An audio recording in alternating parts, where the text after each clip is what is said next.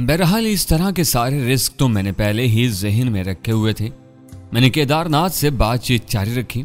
मालूम हुआ कि सरदार अवतार मोबाइल फोन इस्तेमाल नहीं करता।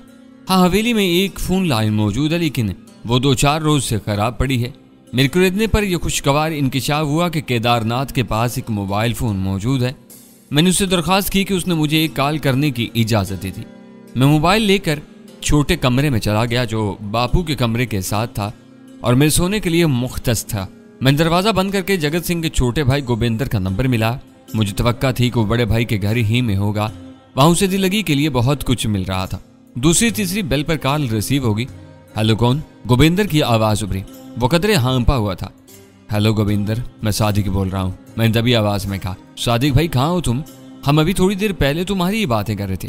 वो गर्म जोशी से बोला, पहले तुम ये बताओ कि तुम कहाँ हो? गाँव ही में हूँ, घर में। वो बदस्तूर हाँपे उलझम बोला।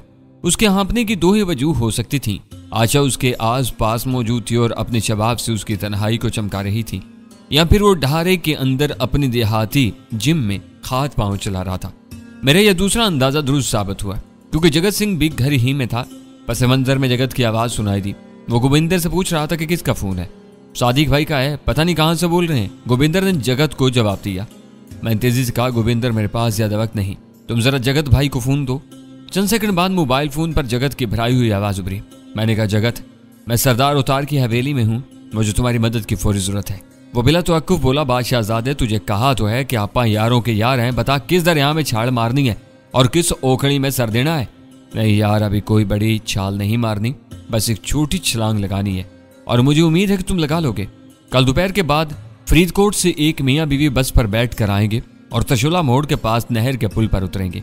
तुमने किस तरह उन्हें तरशोला गांव से पीछे ही रोकना है और पहुंचने से रोकना है। जगत सिंह दलेरी से बोला, ले बस इतनी सी गल है। मैं समझा शायद किसी बंदे का मणका वगनका तोड़ना है या कोई जंज लूटनी है।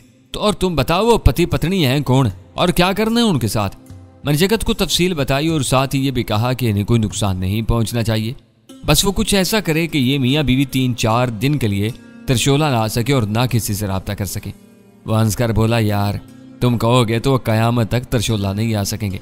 ऐसी कौन सी बात है? अपने यार प्रताप सिंह के पास पुरानी फौजी जीप है, इस पर जाएंगे और इन दोनों मेहमानों को बड़ी इज्जत और प्रेम से यहाँ ले आएंगे। तो इस बारे में कोई फिक्र ना कर। तो ये बता कि वहाँ तेरा कोई काम बना है या नहीं? बस समझो कि थोड़ा थोड़ा बन रहा है। तुम ये गोविंदर वाला फ़ोन 2-3 दिन अपने पास रख सकते हो। क्यों नहीं यार, तुम जो कहोगे वैसा ही होगा। इस गुफ्तगू के आखिर में मैंने जगत सिंह से एक बार फिर राजा के अंजाम के बारे में पूछा। जगत ने बताया कि पूरी कोशिश के बावजूद उसे अभी तक पता नहीं चल सका। बस इतना मालूम हुआ है कि एक बंदा हवेली से बाहर दरख्तों में सख्त जख्मी हुआ था, जो कल हरूनाबाद के अस्पताल में दम तोड़ गया है। यह बिल्कुल नामुकम्मल इतला थी जिससे मुझे कोई फायदा नहीं हुआ। जगत को कॉल करने के बाद मैंने कॉल का रिकॉर्ड खत्म कर दिया और मोबाइल फोन केदार को वापस दे दिया। रात करीबन 12 बजे तक मैं बीमारों की देखभाल में मसरूफ रहा। इन्हें बुढ़ापे की कई बीमारियां लाहक थीं, जिनमें सबसे अहम जिस्म के दाएं हिस्से का फारिज था। इसके अलावा शुगर, हाई ब्लड प्रेशर और दिल की तकलीफ भी इस बीमारी पैकेज का हिस्सा थी। बापू के सोने के बाद मैं भी मुलहिक का कमरे में चला गया। घंटी बिल्कुल मेरे सराहने थी। एक बाल पॉइंट मैंने कल ही हासिल कर लिया था, कागज भी मौजूद था। बल्ब की मैली सी रोशनी में मैंने यूसुफ के नाम एक मुख्तसर रुका लिखा। यूसुफ भाई, बहुत मुश्किलों से तुम्हारे पीछे यहाँ तक पहुँचा हूँ। समझो कि जान पर खेलना पड़ा है। अभी तक कुछ पता नहीं कि तुम्हें यहाँ क्यों लाया गया है और ये लोग तुमसे क्या चाहते हैं। मुझे जवाबी रुके के जरिए अपने हालात से आगाह करो और बताओ कि मैं तुम्हारी मदद किस तरह कर सकता हूँ। हो सके तो मुझे इन लोगों की तादाद भी बताओ जो तुम्हारी पहरेदारी कर रहे हैं। इनके पास किस तरह का असलहा है और इनसे कैसे निपटा जा सकता है। ये मैं बाल पॉइंट तुम्हारे कमरे में ही छोड़ाऊंगा। अगर तुम्हारे पास कागज ना हो तो इसी रुक्के की पुष्ट पर जवाब लिख देना। उम्मीद है कि कल किसी वक्त मुलाकात होगी। रुक्का लिखकर मैंने जेब में रख लिया। अगले कई घंटे मैंने सख्त सोच विचार की कैफियत में गुजारे। बिलाखिर मैंने यूसुफ को ढूंढ ही लिया था, लेकिन अभी तक सरवत और जगत सिंह समेत किसी को खबर नहीं थी कि यूसुफ का पता चल गया है। सिर्फ मैं जानता था कि वो कहाँ और किस हाल में है। मैं अपने दिल की कैफियत खुलकर बयान करना चाहता हूँ। अपनी कल्बी वारदात के सिलसिले में कुछ भी ढका छुपा नहीं रखना चाहता। कमजोरियां किस में नहीं होती, एक इंसान होने के नाते मुझ में भी थी। कुछ देर के लिए मेरा दिल चाहा कि सरदारों को, इनकी हवेली को और हवेली में मौजूद यूसुफ फारूकी को भूलकर खामोशी के साथ यहाँ से निकल जाऊं। यूसुफ के साथ जो भी होना है होता रहे। अगर इसकी जिंदगी है तो इसने बच ही जाना है। दूसरी सूरत में कोई इसके लिए कुछ नहीं कर सकता। ये सोच इस ताबिश की थी जो लड़कपन से सरवत को चाहता था, जिसे मिलन के लिए घड़ियां और पल गिना करता था और अपने दिल की गहराइयों में शायद अब भी गिनता था। हाँ, ये वही ताबिश था जिसको आज एक रकीब का सामना था। एक ऐसा रकीब जो किसी तौर भी सरवत के काबिल नहीं था, लेकिन हालात ने जिसे सरवत के स्याह सफेद का मालिक बना दिया था। आज वो रकीब एक बेबस शख्स की हैसियत से यहाँ इस हवेली में मौजूद था। बहरहाल मेरी इस सोच की उम्र ज्यादा तवील नहीं थी। बहुत जल्द एक दूसरा ताबिश मेरे अंदर उभर आया। ये ताबिश सरवत को चाहता तो था, लेकिन इसके हसूल के लिए कोई गलत राह इख्तियार करना नहीं चाहता था। किसी इखलाकी गिरावट का मुजाहरा, कोई खुद गर्जी, कोई चश्म पोछी, कुछ नहीं। ये ताबिश यूसुफ फारूकी का मददगार बनकर यहाँ पहुंचा था और उसने सरवत से वादा किया था कि वो सरवत को उसके शौहर से मिलाने की हर मुमकिन कोशिश करेगा। जीत इसी ताबिश की हुई। मैं इस फैसले पर पहुंच गया कि जगत सिंह और सरवत को यहाँ यूसुफ की मौजूदगी से आगाह करूंगा और उसके बाद वो सब कुछ भी करूंगा जो करना मेरा फर्ज है, और इसके लिए जान भी खतरे में डालना पड़ी तो डालूंगा। अगले दिन मैंने बहुत बेचैनी से जगत सिंह को कॉल की। ये कॉल फिर केदारनाथ के मोबाइल ही से हुई। वक्त दोपहर 4 बजे का था। कॉल रिसीव हुई तो जगत सिंह की जोशीली आवाज सुनाई थी। तेरा काम हो गया बादशाहजादे। अकबर अली और उसकी नक चढ़ी जनानी दोनों इस वेले मेरे पास है। आलू वाले पराठे खा रहे, नमक मिर्च वाले दही के साथ। कहा हो तुम? मैंने दरियाफ्त किया। अपने यार प्रताप सिंह के पिंड में। ज्यादा दूर नहीं हमारे पिंड से। यहाँ पर प्रताप सिंह का छोटा सा बाग है। बाग में एक ढारा है। दोनों ढारे में 8-10 दिन शांति से यहाँ गुजार सकते हैं। किस तरह लाए हो इन्हें? बस यार, ले आए जैसे भी हुआ, पर अपना वचन नहीं तोड़ा मैंने। कांटा चुभने की तकलीफ भी नहीं हुई दोनों को। मेरे इसरार पर जगत सिंह ने बताया कि जब वो दोनों फरीदकोट वाली बस से उतरे तो प्रताप सिंह और वो तांगे के अड्डे पर मौजूद थे। उन्होंने फौरन दोनों को पहचान लिया।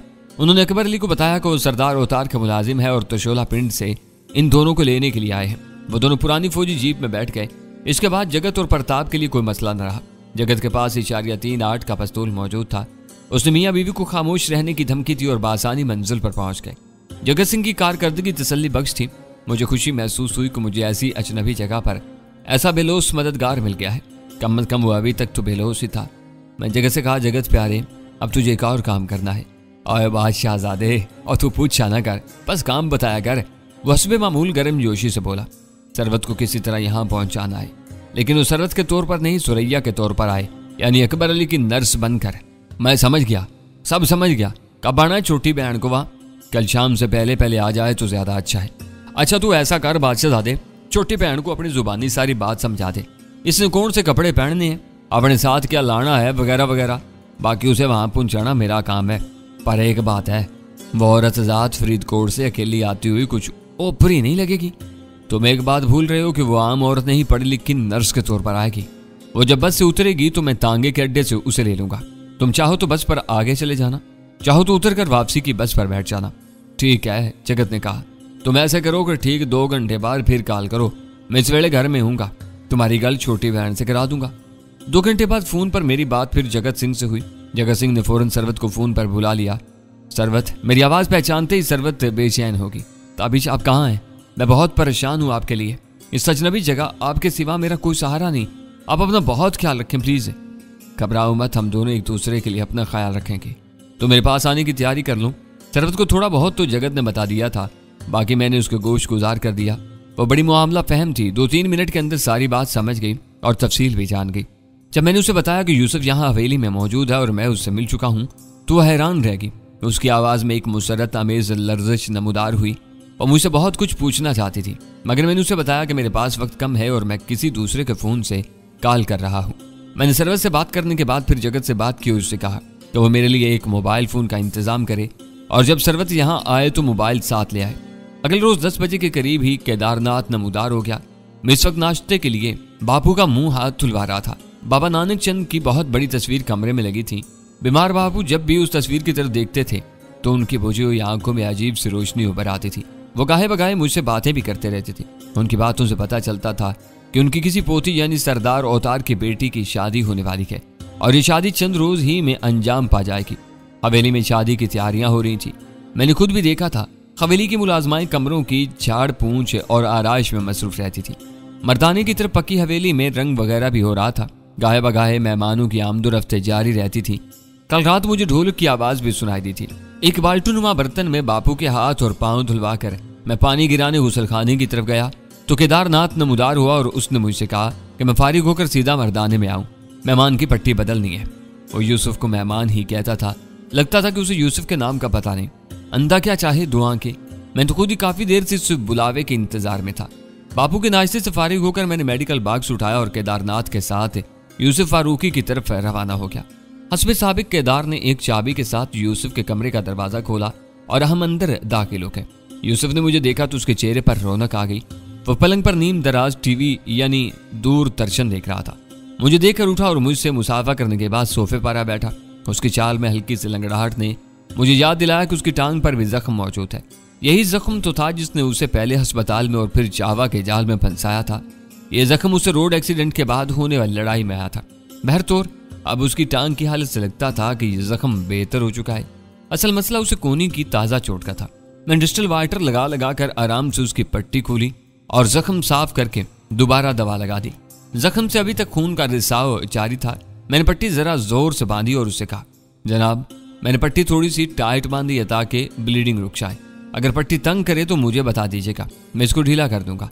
मरहम पट्टी के दौरान में ही मैंने केदार की नजर बचाकर रुक्का यूसुफ के हाथ में थमा दिया। वो जरा सा चौंका लेकिन फिर संभल गया। जाने से पहले मैंने अपना बाल पॉइंट भी यूसुफ की झोली में गिरा दिया, जिस पर यूसुफ ने अखबार रख लिया। मैं केदार के साथ दोबारा जनान खाने में बीमार बापू के पास आ गया। रास्ते में मुझे चंद मुलाजमाएं नजर आई जो स्टील और तांबे के बड़े बड़े थालों में मिठाई वगैरह लेकर अंदरूनी कमरों की तरफ जा रही थी। मैं बेचैनी से यूसुफ के रद्द अमल का इंतजार करने लगा। आते हुए मैंने उससे कहा था कि पट्टी कसकर बांध रहा हूं ताकि खून का रिसाव खत्म हो जाए। हालांकि जख्म में खून का रिसाव रोकने के लिए यह तरीका इख्तियार नहीं किया जाता। मुझे उम्मीद थी कि यूसुफ मेरा इशारा समझ जाएगा और पट्टी नरम कराने के बहाने मुझे फिर बुला लेगा। बिल्कुल ऐसा ही हुआ। करीबन 2 घंटे बाद केदार फिर मेरे पास आया और बोला, यार वो तुम्हारे मरीज साहब तुम्हें फिर याद फरमा रहे हैं, इनको दर्द हो रहा है। मैं दोबारा उसके साथ चल दिया। मुझे उम्मीद थी कि यूसुफ ने मेरे रुक्के का जवाब लिख लिया होगा। हम मुसल्ला पहरेदारों के दरमियान से गुजरकर मुकफ्फिल दरवाजे तक पहुंचे। हस्बे साबिक केदार ने दरवाजा खोला। यूसुफ चेहरे पर तकलीफ सजाए पलंग पर दराज था। ओ भाई डिस्पेंसर साहब, तुमने तो बाजू को शिकंजा लगा दिया है। सॉरी जी, शायद कुछ ज्यादा एक टाइट हो गई है पट्टी। मैंने पट्टी खोली, कुछ मजीद ऑइंटमेंट लगाई और रुई रखकर फिर बैंडेज कर दी। इसी दौरान में यूसुफ ने तयशुदा रुक्का भी मेरे हाथ में थमा दिया। ये काम बिल्कुल सफाई से हुआ और केदार को किसी तरह का शक नहीं हुआ। मैं वापस अपने कमरे में पहुंचा और दरवाजा बंद करके रुक्का पढ़ने लगा। यूसुफ ने अपना कागज इस्तेमाल किया था।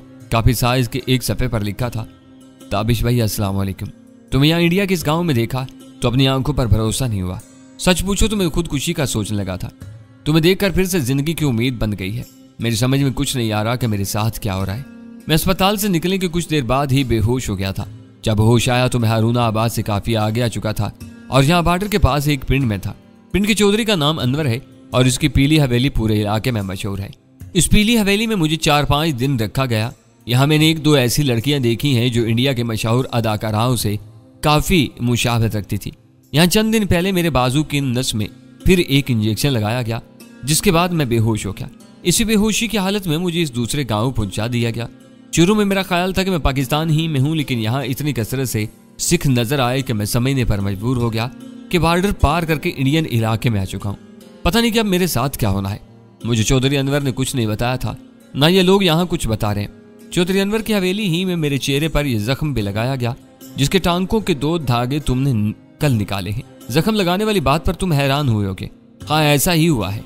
यह जख्म लगाने से पहले मेरी खाल को सुन किया गया और फिर तेज चाकू की नोक से बड़ी सफाई के साथ कट लगाया गया। किसी वक्त तो लगता है कि शायद ये लोग मुझ पर कुछ जादू टूना कर रहे हैं। 2 दिन पहले मैंने यहाँ से भागने की कोशिश भी की है। केदारनाथ खाना देने के लिए अंदर आया तो मैं उसे धक्का देकर भाग निकला। रात का वक्त था, लाइट भी गई हुई थी, मगर मैं बरामदे तक ही पहुंचा था कि 2 टार्चें रोशन हो गई और एक बंदे ने मेरी तरफ राइफल सीधी कर ली। इसी खींचा तानी में मेरी कोहनी पर भी ये चोट आई है। तब से मेरे कमरे में बाहर से ताला भी लगाया जाने लगा है। मैंने अंदाजा लगाया कि मेरे कमरे के आसपास हर वक्त 3-4 बंदे मौजूद रहते हैं। रात को 12 बजे के बाद भी कम से कम 2 बंदे तो सामने वाले बरामदे में जरूर होते हैं। ये बड़े सख्त लोग हैं, हर वक्त झगड़ों, मुकदमों और मारामारी की बातें करते रहते हैं। ये हवेली अवतार सिंह की है। वो इलाके में लोगों के फैसले कराता है और उसकी पंचायत को पूरे इलाके में बड़ी अहमियत दी जाती है, लेकिन वो खुद कोई ऐसा नेक पारसा नहीं है। मेरे अंदाजे के मुताबिक कई जुर्म उसके खाते में होंगे। इसका एक बेटा भी काफी बदनाम है, इस पर संगीन मुकदमे हैं और वो कुछ अरसे से रुपोश भी है। इसका नाम अशोक सिंह है। छोटा बेटा हरि सिंह किसी हद तक अच्छा है और लोग उसकी इज्जत भी करते हैं, मगर हवेली के दूसरे लोगों की तरह वो भी शराब, गांजे और औरत का रसिया है। कल हरी सिंह मेरे पास आया था, मुझसे कह रहा था तुम्हारा कोहनी और टांग का जख्म कुछ और ठीक हो जाए तो फिर तुमसे एक छोटा सा काम लेना है, उसके बाद तुम पर कोई रोक टोक नहीं होगी। मैंने कहा इसका क्या मतलब है, मुझे आज़ाद कर दिया जाएगा? कहने लगा आज़ाद ही नहीं किया जाएगा, तुम्हें पाकिस्तान वापस भी पहुंचाया जाएगा। तुम हमारे मेहमान हो, दुश्मन नहीं हो। मैंने कहा अगर मेहमान हूं तो फिर मुझे कमरे में बंद क्यों रखा हुआ है और बाहर पहरेदार हैं? उसने मुस्कुरा कर कहा सिर्फ इस डर से कि कहीं तुम भागने की दूसरी कोशिश ना करो। मैं बहुत पूछता रहा कि वो क्या काम है जो उन्होंने मुझसे लेना है। उसने कहा कि मैं इस बारे में परेशान न हूँ, ये बिल्कुल मामूली सा टास्क है, बस मैं यूं समझूं कि एक बंदे से मुलाकात कराई जानी है मेरे इस रुक्के का जवाब जल्द अज जल्द लिखो ताकि मुझे हालात से कुछ आगाही हो। क्या तुम्हारे साथ कोई और भी यहाँ आया है? मुझे सरवत की खैर खैरियत से भी आगाह करो। अपनी राय भी मुझे बताओ कि मुझे इस सिचुएशन में क्या करना चाहिए। क्या हरी सिंह की बात पर एतबार करके इंतजार करना चाहिए या फिर यहाँ से आज खुद निकलने की कोशिश करनी चाहिए? अगर निकलने की कोशिश करनी है तो क्या तुम्हारे ज़हन में कोई प्लान है? तुम्हारे जवाब के शिद्दत से इंतजार करूंगा। खत को पढ़ने के बाद फौरन जाया कर देना। यूसुफ की इस तहरीर में एक दो बातें चौंका देने वाली थी। सरदार उतार के छोटे बेटे हरी सिंह ने कहा था कि वो लोग यूसुफ से एक छोटा सा काम लेना चाहते हैं, लेकिन इस काम की नौयत के बारे में यूसुफ को कुछ नहीं बताया गया था। शायद वो किसी से यूसुफ की मुलाकात कराना चाहते थे, लेकिन इस मुलाकात के बाद क्या सूरत हाल होगी, इसके बारे में क्या कहा जा सकता था। यह भी मुमकिन था कि ये मुलाकात वाली बात बस ढकोसला ही होती। एक और खास बात जो यूसुफ बता रहा था ये थी कि उसके चेहरे पर जख्म लगाया गया था। इस जख्म के हवाले से क्या ड्रामा रचाया जाने वाला था, इसका भी कुछ अंदाजा नहीं था। इन मुमकिन था कि यूसुफ के चेहरे की मुशाबत किसी दूसरे चेहरे से बनाई जा रही हो और उसके खदोखाल को किसी दूसरे के खदोखाल से करीब तर किया जा रहा हो, लेकिन ये जख्म लगाए जाने का मकसद कुछ और भी हो सकता था। मसलन यूसुफ को किसी जुर्म में मुलव्विस करना। ये सारा मामला खासा उलझा हुआ था। एक बात तो साफ थी कि यह कोई मामूली चक्कर नहीं है। यूसुफ को कहां से कहां पहुंचाया गया था और इस सिलसिले में कई खतरात मोल लिए गए थे। अब वो यहाँ एक बड़े सिख सरदार अवतार सिंह की अजीम शान हवेली में मौजूद था। काश इमरान मेरे साथ होता। उसकी सहरंगेज शख्सियत इन सारे हालात का अहाता कर रही थी। वो अपने नाखून तदबीर से मुश्किल तरीन गुत्थियां सुलझाता था और बड़े बड़े मरहले हंसते खेलते तय कर जाता था। वो खतरों का खिलाड़ी था। उसने मुझे भी मौत की आंखों में आंखें डालना सिखाया था, लेकिन मेरे और उसके मायार में अभी बहुत फर्क था। प्रोग्राम के मुताबिक मैंने 2 बजे के करीब जगत सिंह को फोन किया। मेरी तीसरी चौथी कोशिश कामयाब हुई और उससे राब्ता हो गया। आवाजों से अंदाजा हुआ कि वो बस में सवार है और तुरशोला की तरफ आ रहा है। उसने मेरी बात की तस्दीक की और बताया कि घंटे के अंदर अंदर वो मुझ तक पहुंच जाएगा। सरवत भी उसके साथ थी। उसने सरवत से मेरी बात कराई। वो कुछ डरी हुई लगती थी। उसने पूछा बस स्टॉप पर आप अकेले होंगे या कोई साथ होगा? मैंने कहा अकेला हूँगा, लेकिन अगर तांगी के बजाय गाड़ी पर आया तो फिर हिंदू ड्राइवर मेरे साथ होगा। हम 10-15 मिनट में हवेली पहुंच जाएंगे। बाकी बातें तो तुम्हें याद ही है ना। तुम्हारा नाम सुरैया है। तुम फरीदकोट के सिविल अस्पताल में नर्स के तौर पर काम करती हो और 1 महीने की छुट्टी पर मेरे साथ यहाँ आई हो। हम दोनों फरीदकोट के मोहल्ला मंदराही में किराए के मकान में रहते हैं। हमारा कोई बच्चा नहीं है। सरवत ने जरा तवक्कुफ के बाद पूछा इस सवाल का क्या जवाब देना है कि मैं आपके साथ नहीं आ सकी थी? यही कि अस्पताल में इमरजेंसी हो गई थी और छुट्टी नहीं मिल सकी थी। चंद मजीद हदायत देने के बाद मैंने फोन बंद कर दिया और तांगा अड्डे पर ले जाने के लिए तैयार हो गया। हस्ब तवक्का एन मौका पर केदारनाथ मौत के फरिश्ते की तरह मेरे सर पर आन खड़ा हुआ। उसने कहा भाभी को लेने जा रहे हो? मैंने इस बात में सर हिलाया। वो बोला तो ठीक है, गाड़ी पर ले आते हैं। मैंने कहा मेरा ख्याल था कि तुम बापू के पास रहोगे। वो बोला इसका इंतजाम भी अभी हो जाता है। फिर उसने एक सिख मुलाजिम को आवाजें दी और उसे 1 घंटे के लिए बापू की देखभाल पर मामूर कर दिया। बापू सो रहे थे। आध पौन घंटे के अंदर हम सरवत को हवेली ले आए। वो कुछ डरी सहमी थी, मगर मेरी बातों से जल्दी उसकी ढारस से बंध गई। वो अपने साथ एक छोटा चरमी बैग भी लाई थी। इसमें वो सामान था जो नर्सिंग के हवाले से मतलूब हो सकता था। एक अटैची केस में उसके और मेरे कपड़े वगैरह थे। सरवत ने जो लिबास पहन रखा था वो भी उसके कैरेक्टर के मुताबिक था। मैंने उसे पहले ही समझा दिया था कि उसे किस अंदाज से बातचीत करनी है और यहाँ क्या क्या ड्यूटियां सरअंजाम देनी है। हवेली में पहुंचकर चंद मिनट हमने तन्हाई में भी बातचीत की। यह बातचीत उस छोटे कमरे में हुई जो मेरे ज़ेरे इस्तेमाल था। यूसुफ कहाँ है? सरवत ने छूटते ही पहला सवाल किया। इसके ऐसे सवाल मेरे सीने में धुआं सा भर देते थे। मैंने खुद पर जब्त करते हुए कहा वो मर्दाने हिस्से में एक कमरे में बंद है, वहाँ कोई आ जा नहीं सकता। हमने जो कुछ करना है बड़ी एहतियात और सब्र तहम्मुल से करना है। आपने इन्हें मेरे बारे में बता दिया है? यानी इन्हें पता है कि मैं आपके साथ हूँ? नहीं, अभी तो नहीं बताया, और इस सिलसिले में तुमसे मशवरा भी करना था। कहीं ऐसा तो नहीं होगा कि वो खामखा किसी तरह के शुबे में पड़ जाए? कैसा शुबा ताबिश? सरवत, जहां तक मेरा अंदाजा, यूसुफ हमारे माजी के बारे में कुछ ना कुछ टो लगा चुका है। नुसरत के इलाज में मैंने जो दिलचस्पी ली है उसने भी उसे चौंकाया है। अब अगर उसे पता चलेगा कि हम कई दिनों से इकट्ठे सफर कर रहे हैं, कई जगह हमने एक ही छत तले रातें गुजारी हैं, तो उसके दिल में यकीनन वसवसे पैदा होंगे। सरवत के मलिह चेहरे पर गहरी संजीदगी फैल गई। वो बोली, ताबीज सच सच ही होता है और इसमें बड़ी ताकत होती है, और मुझे यकीन है कि यूसुफ की सोच ऐसी पस्त नहीं हो सकती। मैं इस सिलसिले में मजीद बहस करना नहीं चाहता था। मैंने कहा, ठीक है सरवत, इस बारे में सोच लेते हैं। थोड़े से तवक्कुफ के बाद मैं बोला, सरवत, उस रात के लिए मुझे माफ कर देना। मैं तेज बुखार में था, बस इसी मदहोशी में वो बात हुई। वो जवाब में कुछ नहीं बोली, बस पलकें झुकाई खड़ी रही। कुछ ही देर बाद सरवत अपनी ड्यूटी पर बापू की पत्नी यानी वड्डी बेबे के पास पहुंच गई। जाने से पहले उसने अपनी ओढ़नी के नीचे से मोबाइल फोन निकालकर मेरे हवाले कर दिया। केदारनाथ अब मेरे साथ काफी बेतकल्लुफ हो चुका था। फारिग वक्त में हम दोनों अक्सर हवेली की छत पर चले जाते, दूर तक फैले खेतों खलिहानों का नजारा करते और इसके साथ गुफ्तगू भी जारी रहती। हवेली में शादी की तैयारियां जोर पकड़ती जा रही थी। ढोलक और गीतों की आवाज अक्सर हवेली के अंदरूनी हिस्सों से उभरती रहती थी। पता चला कि सरदार अवतार की बेटी सरनों की शादी इलाके के एक हम पल्ला सरदार के बेटे से हो रही है और उसमें बहुत हल्ला गुल्ला होने वाला है। यूसुफ के खत का जवाब अभी मुझे लिखना था। उसने पूछा था कि क्या और कोई भी मेरे साथ यहाँ आया है, यहाँ मैं अकेला हूँ। इसका जवाब हाँ में था। मेरे साथ सरवत यहाँ आई थी, लेकिन अभी तक मैं हतमी फैसला नहीं कर सका था कि यूसुफ को सरवत की आमद के बारे में बताऊं या नहीं। यूसुफ ने यह भी पूछा था कि उसे हरी सिंह की बात का एतबार करके इंतजार करना चाहिए या यहाँ से फौरी तौर पर निकलने की कोई तदबीर करनी चाहिए। फिलवक्त मुझे यही बेहतर लग रहा था कि इंतजार किया जाए।